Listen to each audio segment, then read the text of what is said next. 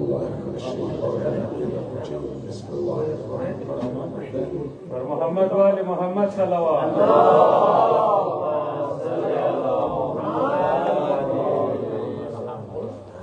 للہ رب العالمین بارئ الخلائق اجمعین والصلاة والسلام علی جمیع الانبیاء والمرسلین سیما من سمی فی الآفاق بأحمد وفی الأرض بأبی القاسم محمد اللهم صل على محمد وآل محمد وعجل الصلاة والسلام على أولاده الطيبين الطاهرين المعصومين الميامين واللعنة الدائمة على أعدائهم أجمعين من يوم عداوتهم إلى قيام يوم الدين. أما بعد فقد قال الصادق عليه الصلاة والسلام شيعتنا جزء منا خلقوا من فاضل طينتنا أو من فضل طينتنا يسوءهم ما يسوءنا ويسرهم ما يسرنا. صلوات بجيب اللهم صل على محمد. کہ خوشی کی رات ہے، غدیر کی رات ہے، اور غدیر یعنی ولایت کی رات ہے. ولایت دو طرفہ ہے، ایک مولا اور مولا کی ولایت، اور اس کے مقابلے میں قبول کرنے والے مولائی. کیونکہ مغرب سے پہلے ولایت پر بات ہوئی، اور اب تھوڑا سا بات ہو ان کی جو مولائی ہوتے ہیں. مولائی کون ہے؟ ضرورت بجے اللهم صل على محمد وآل محمد وعجل. دیکھیے، ولایت اہل البیت کی جب ہم بات کرتے ہیں تو ولایت یعنی اللہ کی ولایت سے مشتق ولایت ہے علی اور آل علی کے پاس. مشتق ولایت کا کیا مطلب ہے؟ اللہ ولی الذین آمنوا، اللہ ولی ہے تمام ان لوگوں کا جو ایمان لائے. آیت الکرسی کے بعد آیت الکرسی وہو العلی العظیم کا ہے. وہو العلی العظیم کے بعد دو آیات اور ہیں، اور عام طور پر ہمارے شیعوں کے اندر ان دو آیات کو ملا کر کہا جاتا ہے آیت الکرسی. ہم فیہا خالدون. لیکن جو اصل آیت الکرسی ہے وہ تو ایک ہی آیت ہے. بعد کی دو آیتیں بعض روایات میں بعض اعمال کی نیت سے پڑھنے کا. یہ جو آیت ہے اللہ ولی الذین آمنوا، اس پر ذرا غور کریں.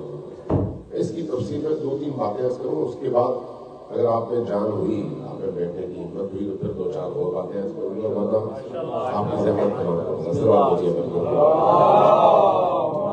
صل على محمد وآل محمد وعجل. امام صادق علیہ السلام کی بارگاہ میں ان کے ایک ساتھی ہیں علی ابن یقین. یہ روایت غالباً علی ابن یقین کے حوالے سے. وہ دربار میں ہوتے تھے لیکن امام کی اجازت سے ہوتے تھے.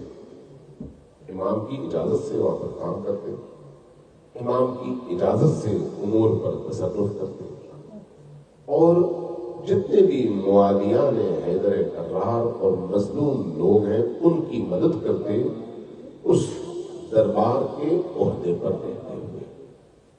ایک دن آئے ہیں میرے مومنین امام صادق علیہ السلام کی بارگاہ. غالباً جہاں تک مجھے یاد پڑتا ہے واقعہ علی بن یقین کا ہے اور بعض ہماری احادیث کی کتب میں موجود ہے. عرض کیا یا رسول اللہ، میں نے دربار خلافت میں بڑے بڑے متعبد اور عبادت گزار لوگوں کو دیکھا ہے. میں دیکھتا ہوں ان کے اندر امانت داری ہے، ان کے اندر سچائی ہے، ان کے اندر وعدے پر وفا ہے، کیونکہ یہ ایمان کی خصوصیات میں سے ہے کہ جو مؤمن ہوگا وہ اپنی زبان کا سچا ہوگا، صادق القول ہوگا، اپنے وعدے کا پکا ہوگا، صادق الوعد ہوگا، اور امانتوں میں امانتدار ہوگا، خیانت کار نہیں ہوگا۔ عرض کیا کہ اپنا رسول اللہ، میں دربار میں جب بعض ایسے لوگوں کو دیکھتا ہوں تو مجھے حیرت ہوتی ہے کہ ان میں یہ تمام صفات جو آپ مؤمن کی صفات کے طور پر بیان کرتے ہیں ان کے اندر موجود ہیں، لیکن جب میں آپ کے کچھ مصاحبین، آپ کے کچھ چاہنے والے، آپ کے کچھ شیعہ کی طرف دیکھتا ہوں تو ان میں یہ تینوں خوبیاں نہیں ہیں۔ پھر میں اکیلے میں سوچتا ہوں کہ آپ خود بیان فرماتے ہیں کہ یہ ایمان کی خصوصیات میں سے ہے، ہمارا کوئی ہوگا وہ ان ایمان کی خصوصیات پر پورا اترے گا، سچا بھی ہوگا، صادق الوعد اور وعدے کا پکا بھی ہوگا، امانتدار بھی ہوگا، لیکن ان میں یہ خصوصیات نہیں۔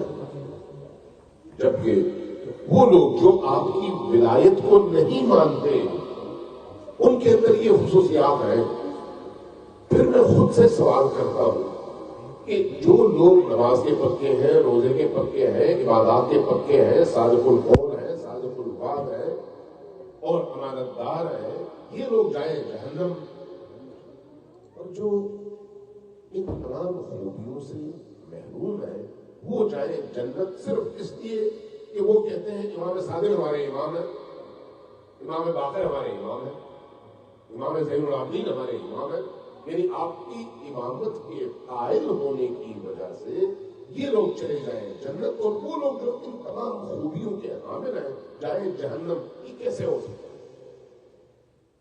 روایت کہتی ہے کہ امام کے چہرے کی رنگت میں تغیر پیدا ہوا، رنگ تبدیل ہو گیا، جیسے جلال کی کیفیت ہوتی ہے اس کیفیت میں امام ان کے سامنے نمودار ہوا۔ امام کے چہرے کی رنگت کو دیکھا، پریشان ہوا، پوچھا یا رسول اللہ میرا سوال بہت تلخ تھا، بہت سخت تھا، فرمایا تم حقیقت سے ناآشنا تھے۔ اب وہ کیسے؟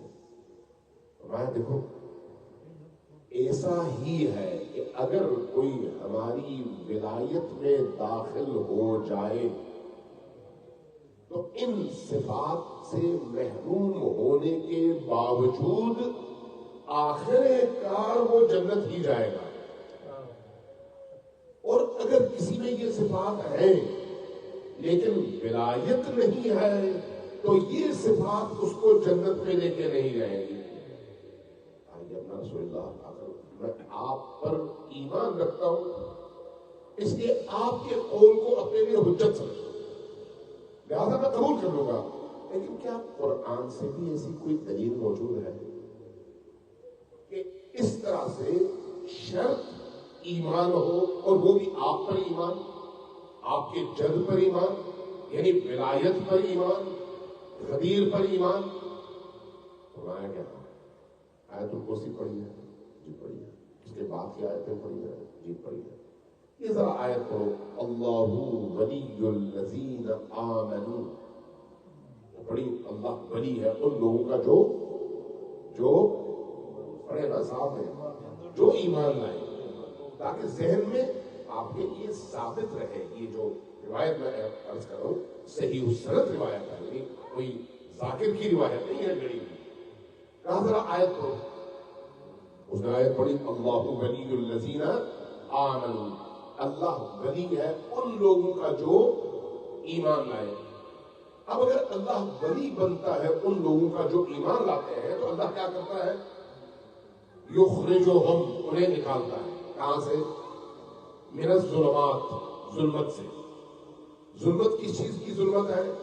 کفر کی ظلمت، گمراہیوں کی ظلمت، نادانی کی ظلمت، جہالت کی ظلمت، ان تمام ظلمتوں سے نکالتا ہے ایمان کی وجہ سے، کیونکہ وہ ایمان میں نہیں تھے تو ان ظلمتوں میں تھے۔ ایمان لے آئے تو اللہ ان کو ان تمام ظلمتوں سے نکالتا ہے، یخرجہم من الظلمات، اور کہاں لا کے کھڑا کر دیتا ہے؟ الی النور، نور کی وادیوں میں۔ یہاں تک بات واضح ہو گئی؟ ہو گئی۔ یہ آیت کس کے بارے میں ہے؟ کہا کہ ان لوگوں کے بارے میں جو پہلے مسلمان نہیں تھے، مسلمان ہوئے، کلمہ پڑھا اور اس کے بعد ایمان کے دائرے میں داخل ہوئے، تو اللہ نے ان کے اس کلمے کے نتیجے میں انہیں اس کفر کی تاریکیوں سے نکالا اور ایمان کے نور میں داخل کیا۔ اگلی آیت پڑھو، اگلا حصہ، والذین کفروا، جن لوگوں نے کفر کیا، اولیاؤہم الطاغوت، ان کے اولیاء کون ہیں؟ اولیاء ولی کی جمع ہے۔ پہلی آیت میں کیا تھا؟ اللہ ولی الذین، اللہ ولی ہے ان لوگوں کا جو ایمان لائے، اور یہاں پر والذین کفروا، اور وہ لوگ جنہوں نے کفر کیا ان کا ایک ولی نہیں ہے، ان کے بہت سارے ولی ہیں، جو کہ انہی ولیوں کے پیچھے چل کر انہوں نے اصل ولی کو بلا دیا ہے۔ لہذا والذین کفروا اولیاؤہم، جنہوں نے کفر کیا ان کے بہت سارے ولی ہیں۔ اب وہ ولی کیا کرتے ہیں؟ یخرجونہم، یہ ولی جو طاغوت ہے، والذین کفروا اولیاؤہم الطاغوت، ان کے ولی طاغوت ہیں، بہت بھی ہیں اور طاغوت بھی ہیں۔ طاغوت یعنی ناجائز حکمران، یعنی وہ بادشاہ، وہ خلیفہ، وہ حاکم، وہ والی جو اللہ کی طرف سے نہیں ہے، وہ طاغوت ہے۔ جس کو بھی آپ اپنا ولی بنا لیں اللہ کے بنائے ہوئے ولی کے مقابلے میں، وہ طاغوت ہے۔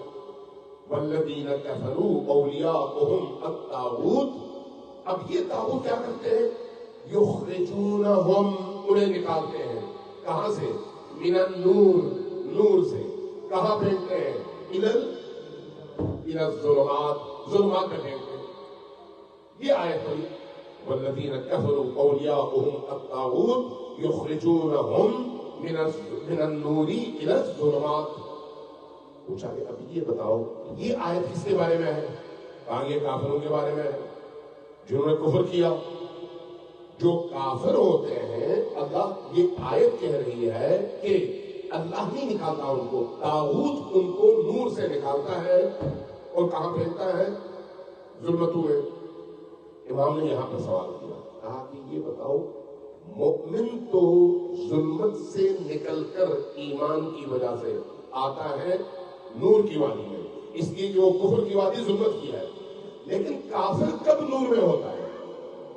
کافر تو نور میں ہوتا ہی نہیں ہے، وہ تو ہوتا ہی ظلمتوں میں ہے۔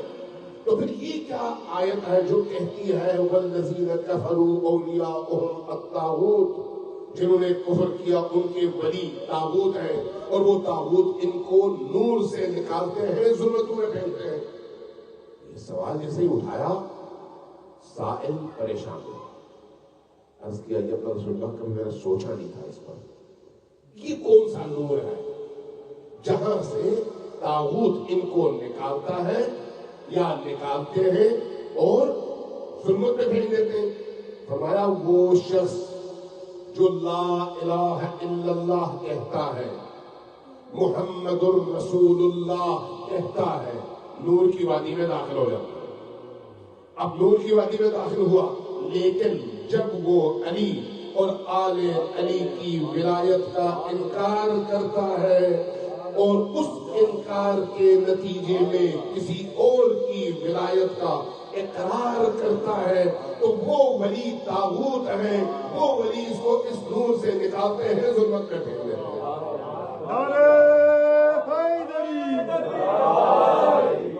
یہ علی کی ولایت قرآن بیان کر دیا ہے، بیان کرتا ہے قرآن علی کی ولایت کے اسرار کو بیان کرتا ہے۔ لہذا یاد رکھیں قرآن کریم وہ نسخہ ہے جس میں آپ جتنا غور کرتے چلے جائیں گے، جتنا آپ پاکیزگی کے ساتھ قرآن کی بارگاہ میں حاضر ہوں گے، جتنا آپ اپنی روحوں کو طاہر کر کے، نورانی کر کے، توبہ کر کے، چیزوں سے پاک کر کے، غسل کر کے، روح کو غسل دے کر قرآن کے دسترخوان پر حاضر ہوں گے، اتنا ہی قرآن اپنے اسرار کھولے گا اور آپ پر اپنے اسرار کھول کر پیش کر کے آپ کو نور سے معطر کرے گا۔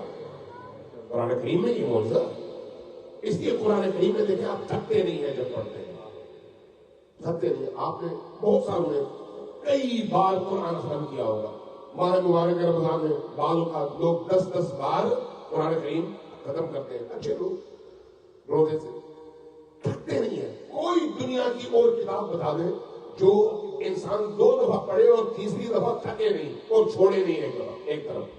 کوئی کتاب ایسی نہیں ہے جس کو انسان تیسری دفعہ شوق سے پڑھے، لیکن قرآن وہ ہے جس کو جتنا پڑھتا ہے اس کی روح کی طہارت میں اور ذہن کی نورانیت میں اضافہ ہوتا چلا جاتا ہے۔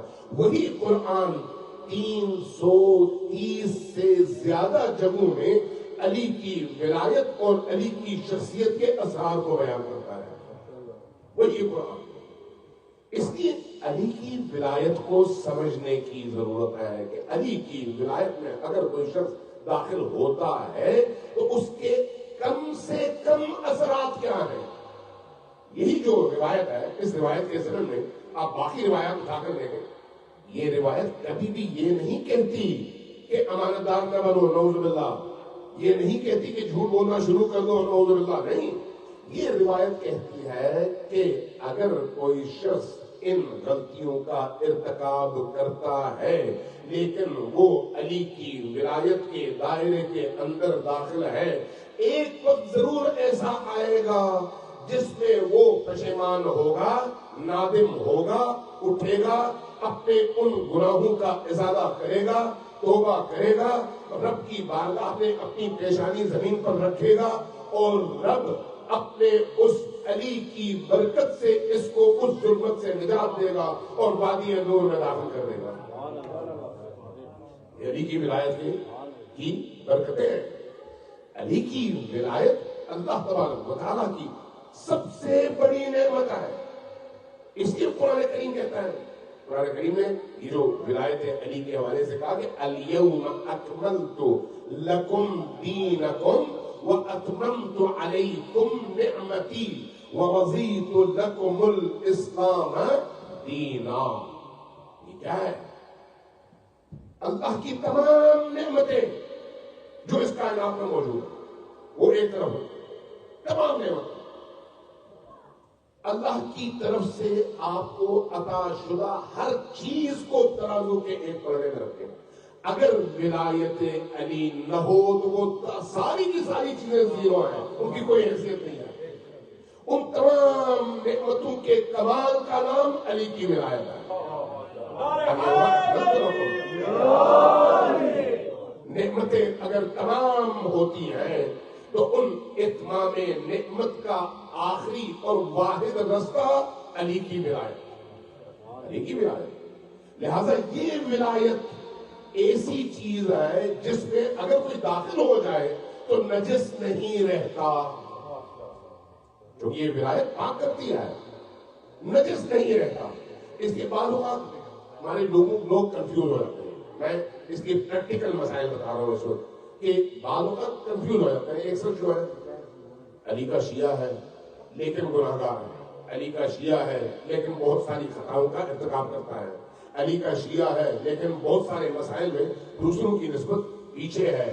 اب کیا اس کو ان تمام گناہوں کے باوجود ہم یہ کریڈٹ دیں کہ وہ علی کا شیعہ ہے تو اس کی ہر چیز معاف ہے؟ بعضوں کس طرح سے اعتراض کرتے ہیں۔ یہ ذہن میں رکھیں، گناہ ہے، گناہ کی ترغیب نہ اللہ نے، نہ رسول نے، نہ علی نے دلائی۔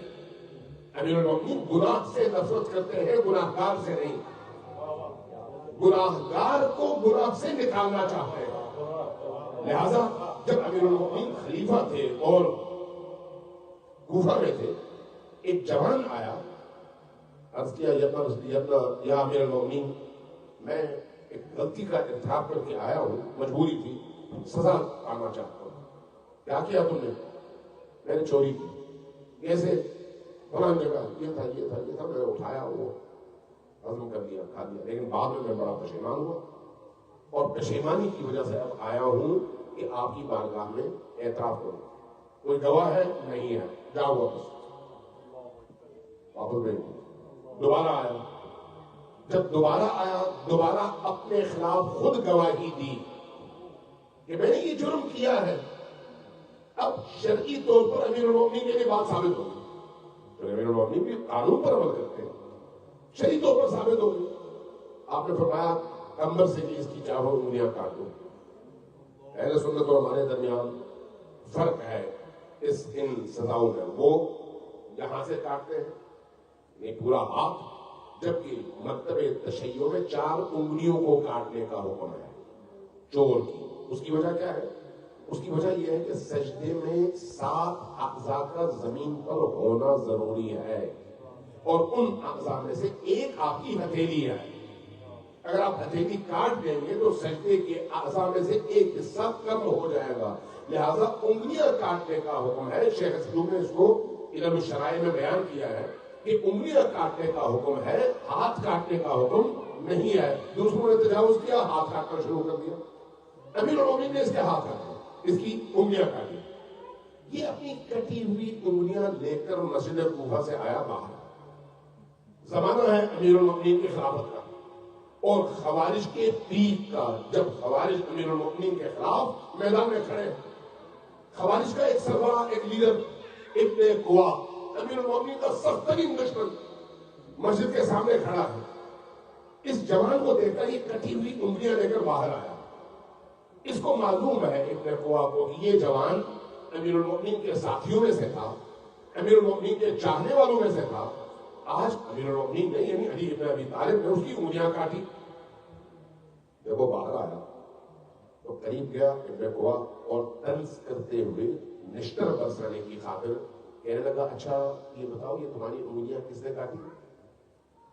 تاکہ اس کے دل کو علی سے ٹھنڈا کیا جائے, اس کے دل کے اندر علی کے حوالے سے نیگیٹیوٹی پیدا کی جائے. یہ سمجھتا تھا اس اہل نفاق اور علی کے دشمن کو, اس کے مزاج کو, اس کے سوال کو. لہذا جیسے ہی اس نے دیکھا اس جوان نے کہ وہ علی سے اس کو دور کرنے کے لیے یہ سوال کر رہا ہے ابن قوا کہ بتاؤ تمہاری انگلیاں کس نے کاٹی, سر اٹھایا, اطمینان کے ساتھ ان کے چہرے کی طرف دیکھا اور کہا بتاؤ کس نے کاٹی ہے؟ ہاں بتاؤ. اب میری انگلیاں اس نے کاٹی ہیں جو اس زمین پر اللہ کی حجت ہے اور کائنات کا امام ہے.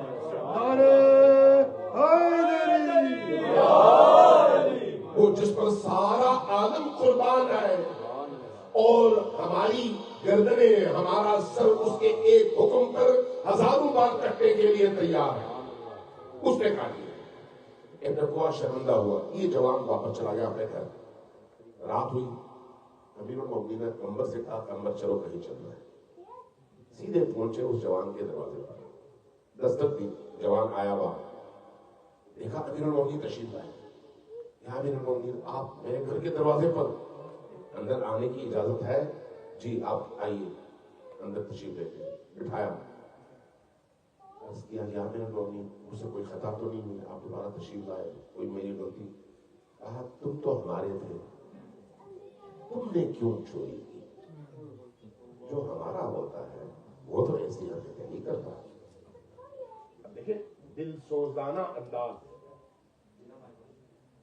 دل سوزانہ انداز کہ تم تو ہمارے تھے, جو ہمارا ہوتا ہے وہ ایسے کام تو نہیں کرتا. رو پڑا.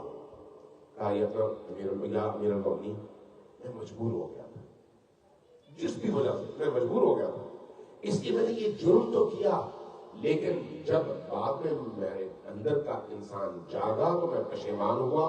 اس لیے میں نے آخرت کا انتظار نہیں کیا, آپ کی بارگاہ میں حاضر ہوا تاکہ مجھے سزا ملے, تاکہ میں پاک ہو سکوں. جب یہ کہا امیر المومنین نے اس کو اپنے سینے سے لگایا, کہا جاؤ اپنی کٹی ہوئی انگلیاں لے کے آؤ. وہ لے آیا, انگلیاں رکھی ساتھ میں, ہاتھ کے ساتھ اپنی ابا اس کے اوپر رکھی, ہاتھ یوں پھیرا, کچھ پھونکا, اس کے بعد کہا اب اٹھو تمہاری انگلیاں ٹھیک ہو گئی.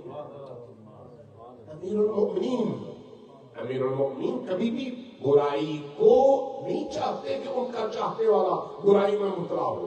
برائی کو دور کرنا چاہتے ہیں لیکن انسان کو قریب کرنا چاہتے ہیں, انسان کو قریب. اس لیے علی کی ولایت کے اثرات ہیں, اثرات. لہذا جو شخص علی کی ولایت کے دائرے میں داخل ہوتا ہے تو داخل ہونے کے بعد وہ بن جاتا ہے ہیرا. وہ ہیرا ہے اس لیے کہ علی کی ولایت کی دولت اس کو ملی ہوئی ہے. کائنات میں کوئی دولت اس دولت سے بڑھ کر نہیں ہے. صادق آل محمد مدینہ میں ہے, عراق سے ایک مومن جاتا ہے, وہاں پر بارگاہ میں پیش ہوتا ہے, اپنے مسائل بیان کرتا ہے. امام اس سے سوال پوچھتے ہیں کربلا کے حوالے سے, وہ جواب دیتا ہے, میں مختصر کر رہا ہوں. اس کے بعد جب اٹھنے لگتا ہے تو عرض کرتا ہے یا رسول اللہ میرے لیے دعا کیجیے, میرے حالات بہت خراب ہیں. فرماتے ہیں کیوں, کیا ہوا تمہارے حالات میں؟ عرض کرتا ہے فقر ہے, تنگ دستی ہے, مشکلات ہیں, اس لیے میں بہت مجبور ہوں, غربت نے مجھے مار دیا. جب یہ کہا امام نے مسکرا کر اس کے چہرے کی طرف دیکھا اور فرمایا نہیں ایسا نہیں ہے, تم دنیا کے امیر ترین انسانوں میں سے ایک انسان ہو. جیسے یہ جملہ کہا پریشان ہوا, کہا یا رسول اللہ آپ ظاہر ہے مذاق تو نہیں کر سکتے, تو حقیقت ہوگی لیکن کیسے یہ بھی مجھے بتائیے. فرمایا کہ یہ بتاؤ اگر تمہیں ابھی کہا جائے کہ تمہیں دنیا کی ساری دولت دیتے ہیں, علی کی ولایت چھوڑ دو, دولت لو گے اور علی کی ولایت چھوڑو گے؟ عرض کیا یا رسول اللہ تھوڑی دیر مجھے سوچنے دیں. 2-4 لمحے سوچا. ایماندار تھا, متدین تھا, ورنہ وہ سوچتا نہیں, فوراً بات کرتا. سوچا اور اس کے بعد کہا کہ یا رسول اللہ میں نے اپنے اندر جھانک کر دیکھا کہ کیا میں اپنے آپ کو علی کی ولایت کے بدلے اس دنیا کی دولت پر قائل کر سکتا ہوں؟ میں نے دیکھا نہیں, دنیا کی ساری دولت مجھے ملے میں علی کی ولایت کو چھوڑ نہیں سکتا. جب یہ کہا تو فرمایا میں نے نہیں کہا تھا کہ تم دنیا کے امیر ترین انسانوں میں شامل ہو. یہ جو ولایت علی ہے یہ اللہ تبارک و تعالیٰ کی طرف سے وہ انعام ہے جس کا کوئی متبادل نہیں ہے, متبادل نہیں ہے. اب سوال اٹھتا ہے کہ پھر وہ گناہگاروں کا کیا کہیں گے آپ؟ گناہگاروں کے حوالے سے ہمارے یہاں روایات ہیں اور روایات کم نہیں ہے کہ جو گناہگار اس ولایت کی موجودگی میں گناہ کرتا ہے اس کی مثال اس ہیرے کی سی ہے جو غلاظت میں گر جائے. ہیرا غلاظت میں گرنے کے بعد تبدیل تو نہیں ہوتا, نجس ہوتا ہے. اس کو آپ نکال لیں, پاک کریں, دھو لیں, اس کی قیمت وہی رہتی ہے جو گرنے سے پہلے تھی. علی کی ولایت وہ ہیرا ہے. اگر کوئی شخص گناہگار ہے, گناہ کرتا ہے, تو اس گناہ سے توبہ کر کے جب وہ نکل آئے تو اس کے آنسو, اس کے توبہ اور گریہ کے آنسو اس کی قیمت کو بحال کر دیتے ہیں اور وہ اللہ کی بارگاہ میں مقرب بن جاتا ہے. ذرا کہیے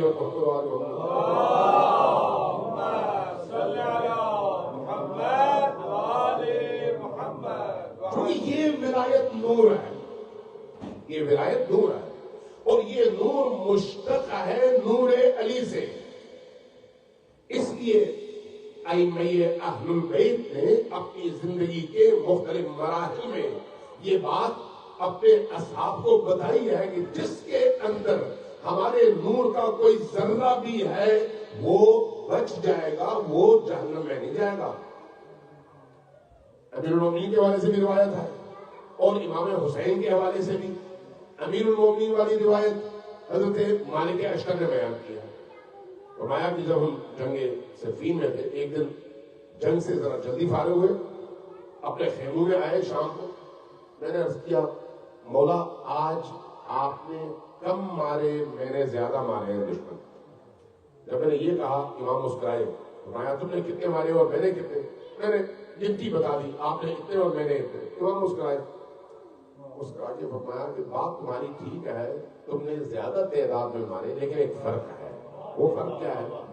وہ فرق یہ ہے کہ تم نے ہر اس شخص کو مارا جو تمہارے سامنے آیا, اور میں نے دیکھا ان میں سے کہ اس کی 7ویں نسل میں بھی اگر میرا کوئی ہے، جس کی 7ویں نسل میں بھی اگر میرا کوئی تھا تو اس کو میں نے اس کی وجہ سے چھوڑ دیا. یہی روایت. اسی طرح کی روایت امام سجاد علیہ السلام نے کربلا کے بارے میں بیان کیا کہ امام حسین علیہ السلام جب میدان کارزار میں جاتے تھے تو بعض اوقات سامنے سے آنے والے لشکر کو یوں تلوار سے دھکا دے کر ایک طرف کر دیتے، مارتے نہیں تھے، اور بعض کو مارتے تھے. کہتے میں نے پوچھا کہ یا رسول اللہ یہ آپ کیا کرتے ہیں؟ فرمایا کہ ان کی نسلوں میں ہمارے چاہنے والے موجود ہیں. اس لیے یہ نور ہے، یہ نور ہے. جس کے اندر یہ نور ہے آخرکار وہ نور اپنا اثر دکھاتا ہے آخرکار. اب اس حوالے سے میں ایک روایت درج کر دیتا ہوں، اگر سننا چاہتے ہیں تو سماعت دیجیے. اللہم صلی علی محمد وآل محمد وعجل فرجہ. ایک تو روایت وہی ہے جو ابھی سرنامے کلام میں نے آپ سے عرض کیا کہ امام صادق علیہ السلام نے فرمایا کہ شیعتنا جزء منا. ایک روایت خود امیر المؤمنین سے منقول ہے کہ شیعتنا خلقوا من فاضل طینتنا. ہمارے شیعہ وہ ہیں جن کو ہماری بچی ہوئی مٹی میں سے خلق کیا گیا ہے. وہ اجنوا بماء محبتنا. اور جب ان کا خمیر بنایا جا رہا تھا تو اس خمیر کو گوندنے کے لیے ہماری محبت کا پانی ملایا گیا ہے. ہمارے شیعہ وہ ہیں شیعتنا خلقوا من فاضل طینتنا واجنوا بماء محبتنا. اب اس کی دلیل کیا ہے؟ اس کی علامت کیا ہے؟ علامت یہ ہے کہ جب ہم مغموم ہوتے ہیں تو ہمارا شیعہ بھی مغموم ہوتا ہے، اور جب ہم مسرور ہوتے ہیں تو ہمارا شیعہ بھی مسرور ہوتا ہے. یہ جو آج آپ کے چہرے کھلے ہوئے ہیں، آپ کو کسی نے پیسہ دے کر خوش نہیں کیا، بلکہ آپ اپنا وقت دے کر، اپنی طرف سے تبرکات کا اہتمام کر کے، اپنی طرف سے زحمتیں کر کے خوشی کی یہ محفل سجاتے ہیں. کیوں؟ اس لیے کہ علی کی خوشی کی رات اور دن ہے، اس خوشی میں آپ کو خوشی ملتی ہے. یہی علی کی ولایت کا اثر ہے.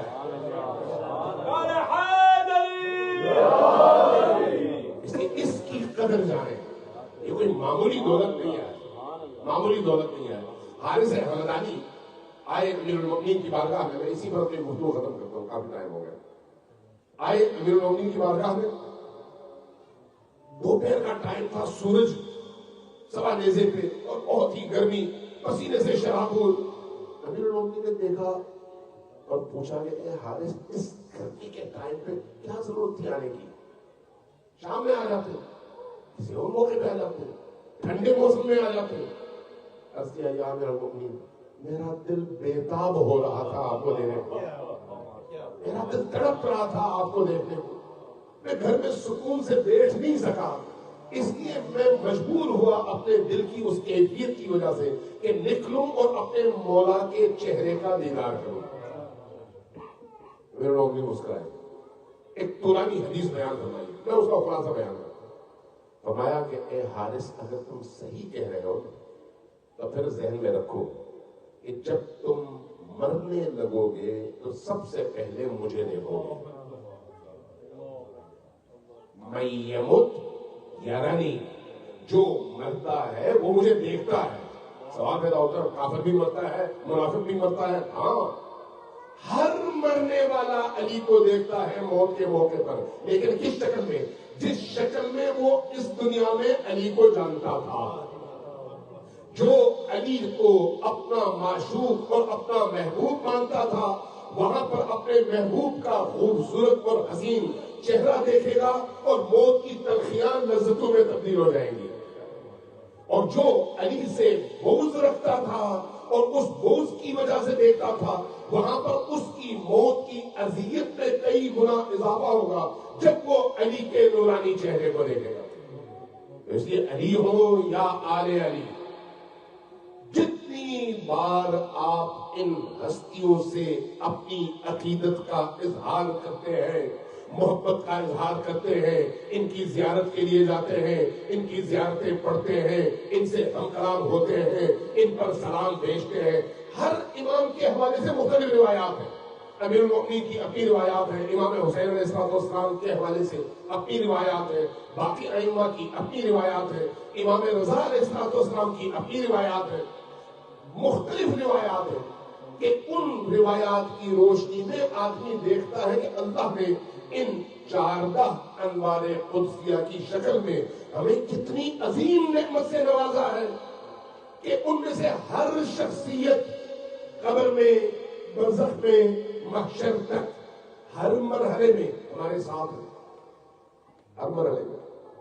امام زین العابدین کے غالباً روایت ہے، اور کامل الزیارات میں اس طرح کی روایات متعدد موجود ہیں، امام صادق علیہ السلام سے بھی، امام باقر سے بھی، اور امام سجاد سے بھی۔ کہ فرمایا کہ کوئی شخص جب امام حسین علیہ السلام کی طرف اشارہ کر کے صرف کہے السلام علیک یا ابا عبداللہ، آپ کہیں یہ ولایت کے فوائد ہیں، ولایت کے اثرات ہیں، صرف کہے صلی اللہ علیک یا ابا عبداللہ الحسین، کچھ اور اس نے نہیں کیا، فرمایا اس کو ایک حج کا ثواب مل جاتا ہے، ایک حج کا، اور ثواب بڑھاتے چلے گئے۔ وہ میں اس پوری روایت کو بیان نہیں کر رہا، میں اثرات بیان کرنا چاہ رہا ہوں کہ ان ہستیوں کی بارگاہ میں صرف ایک حاضری، ایک جملے کے ذریعے سے وہ بھی ضائع نہیں ہوتی، کام آتی ہے، ادھر بھی اور ادھر بھی، دونوں جگہ کام آتی ہے۔ آیت اللہ عثمان نجفی منشی وفات پا گئے، جس صبح کو فجر کے ٹائم ان کا انتقال ہوا تو میں وہیں پر قوم میں تھا، رات ہم نے ان کے پیچھے نماز پڑھی تھی، تو وہ خود اپنے پاؤں پہ چل کے چلے گئے تھے، تو صبح جب نماز کے لیے اٹھے تو ریڈیو اعلان کر رہا تھا کہ ان کا انتقال ہو گیا۔ بہت پہنچے ہوئے بزرگ تھے، بہت ہی اندر سے معنوی طور پر بہت ہی پہنچے ہوئے۔ ان کے دوست تھے شیخ مرتضی حائری، مرجع تقلید تھے، مجتہد تھے، آیت اللہ العظمیٰ عبد الکریم حائری کے بیٹے، جنہوں نے حوض علمیہ قم اور خصوصاً مدرسہ فیضیہ بنایا، ان کے بیٹے۔ یہ جو شیخ مرتضی حائری کے خود مرجع تقلید تھے، مرجع تقلید تھے، ان کے بہت سارے واقعات میں ان کی طرف نہیں جاتا، اس واقعے کی طرف آتا ہوں جو اس ولایت کے موضوع پر ہماری مدد کرے گی۔ یہ چیز، یہ دونوں دوست تھے آپس میں، دونوں حضرات، دونوں نے آپس میں طے کر لیا کہ جو پہلے مرے گا وہ دوسرے کے خواب میں آ کر اس دنیا کے حالات بیان کرے گا اور بتائے گا کہ میرے ساتھ کیا ہوا۔ آیت اللہ العظمیٰ شیخ مرتضی حائری کا انتقال ہو گیا، حرم ہی میں وہ دفن ہو گئے۔ آیت اللہ العظمیٰ نجفی منشی بیان کرتے ہیں کہ میں نے ایک رات خواب میں دیکھا شیخ مرتضی آئے، میں نے پوچھا ہاں بھائی کیسا لگا وہاں پر اور کیا ہوا؟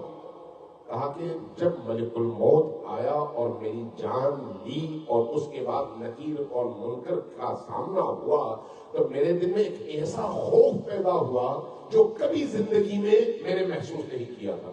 جیسے ہی یہ خوف پیدا ہوا میں نے دیکھا ایک نہایت خوبصورت ہستی میرے سر پر کھڑی ہے، میں نے ان کو دیکھا، مجھے دل میں ایک اطمینان سا ہوا۔ انہوں نے کہا لا تخف، ڈرو مت۔ جب کہا ڈرو مت تو میرے اندر کا خوف دور ہو گیا۔ جب خوف دور ہوا تو میں نے پوچھا آپ ہیں کون؟ فرمایا تم میرے پاس 70 بار آئے تھے، میں بھی 70 بار تمہارے پاس آؤں گا، یہ پہلی مرتبہ ہے آ رہا ہوں۔ تو مجھے محسوس ہوا کہ میں امام رضا کی بارگاہ میں 70 بار زیارت کے لیے گیا تھا، تو امام رضا میری وفات پر پہلی مرتبہ اس مرحلے پر آئے جہاں پر مجھے ہر چیز سے زیادہ ان کی ضرورت تھی۔ یہ ولایت ہے، یہ ولایت ہے۔ ولایت صرف نعرہ نہیں ہے، نعرہ حیدری علی نہیں، یہ نہیں ہے، وہ ولایت کا اظہار ضرور ہے، لیکن ولایت وہ قلبی کیفیت ہے جس میں انسان اپنے مولا کی ذات اور ان کے وجود میں خود کو اس طرح سے ضم اور گم کر لے کہ اس کی رضا میری رضا بنے اور اس کا غضب میرا غضب بنے، وہ جو چاہے وہی میں چاہوں اور وہ جو نہ چاہے اس سے میں اجتناب کروں۔ یہ ولایت ہے، یہ عشق ہے، یہ محبت ہے۔ اللہ تبارک و تعالیٰ سے دعا ہے کہ ہمیں اس طرح کی محبت کی دولت سے مالا مال فرمائے. اللہ تبارک و تعالیٰ ہمارے دلوں کو ولایت علی اور آل علی سے نورانی فرمائے. اللہ تبارک و تعالیٰ ان ایام اور خصوصاً ان راتوں کی بدولت ہمارے اعمال کو قبول فرمائے, ہمارے گناہوں کی بخشش فرمائے, ہمارے جتنے بھی مرحومین دنیا سے گزر چکے ہیں ان سب پر اپنی رحمتیں نازل فرمائے. جو لوگ بے اولاد ہیں ان کو اولاد صالح عطا فرمائے. جن گھروں میں مریض ہیں ان سب کو شفائے عاجل و کامل نصیب فرمائے. اللہ سے دعا کیجئے علی کی ولایت کے صدقے میں ہمیں ولایت کی لذت سے اور عبادت کی لذت سے آشنا فرمائے. دشمنان علی کو جہاں کہیں پر بھی ہیں نیست و نابود فرمائے. جو لوگ اس وقت برسر پیکار ہیں اور پوری دنیا میں ہیں اور علی کے پرچم کو ہاتھوں میں لیے کفر کے خلاف, خیبر کے ان کافروں کے خلاف برسر پیکار ہے, خدایا ان سب کو فتح و نصرت عطا فرما, ہمیں ان کے معاونین میں شمار فرما. خدایا امام زمان کے ظہور میں تاجیل فرما, ہمیں ان کے آوان و انصار میں شمار فرما, ان کے قلب مبارک کو ہم سے راضی فرما. ہمیں موت سے پہلے توبہ کی توفیق عطا فرما, ہماری توبہ کو قبول فرما, ہماری موت کے مراحل کو آسان فرما. دنیا میں جتنے دن ہم ہیں ان ایام کو علی اور آل علی کی راہ پر استقامت کے ساتھ اور دین کی خدمت کے لیے گزارنے کی توفیق عطا فرما. ہم سب کی خیر میں, توفیقات میں, خیر کے پہلوؤں میں, ہمارے کاموں میں خیر اور نیکیاں عطا فرما. ہمارے مولانا صاحب کی ہمشیرہ مریض ہیں اور اس وقت کریٹیکل پوزیشن میں ہے. اللہ تبارک و تعالیٰ سے دعا کرتے ہیں خدایا ان کو بی بی دو عالم کے صدقے میں جلد از جلد صحت یاب فرما. جتنے مریض, جتنے بھی مجبور پریشان حال لوگ ہیں جن کے لیے دعا کرنے والا کوئی نہیں ہے, خدایا ان سب کی پریشانیوں کو اور بیماریوں کو دور فرما. ربنا تقبل منا انک انت السمیع العلیم. اس گھر پر اللہ اپنی رحمتیں نازل فرمائے, صاحب خانہ کی توفیقات خیر میں اضافہ فرمائے اور ان کی ان توفیقات میں اور ان توفیقات کو اپنی بارگاہ میں شرف قبولیت عطا فرمائے اور ہمیں اسی طرح سے اپنے گھروں کو قرآن اور ذکر اہل البیت سے ہمیشہ نورانی رکھنے کی توفیق اور سعادت نصیب فرمائے. 3 دفعہ اونچی آواز سے صلوات بھیجیے محمد.